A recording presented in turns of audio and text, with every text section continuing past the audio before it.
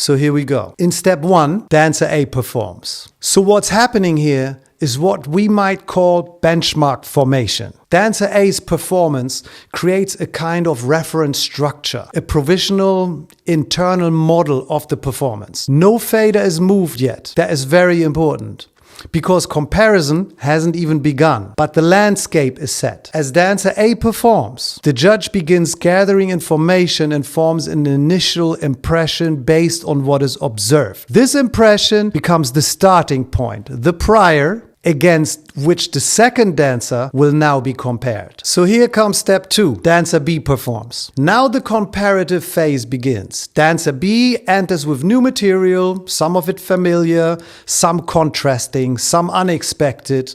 The judge continues observing, now with the reference of dancer A, also known as the prior, in mind. The same procedure is applied again. The judge now maps anything evocative, anything that carries weight, any performed material that functions as evidence. Each move, each combination is a potential catalyst. And every one of them has the power to shift the judge's impression, because all content is evaluated in direct relation to the benchmarks created by dancer A. So now, toward the end of dancer B's entry, the judge begins to assess the magnitude of contrast between the two dancers within each domain. That's when the crossfaders are going to be moved and come into play, not based on isolated moments, but on cumulative difference. These faders function like scales, showing how far one dancer outweighs the other in physical, artistic, or interpretive terms. The impression formed after dancer A, the prior, is now being updated by the new evidence from dancer B. The faders visualize that update. They don't represent fixed values. They respond to the degree of difference observed in real time. These adjustments reflect the updated impression, the posterior.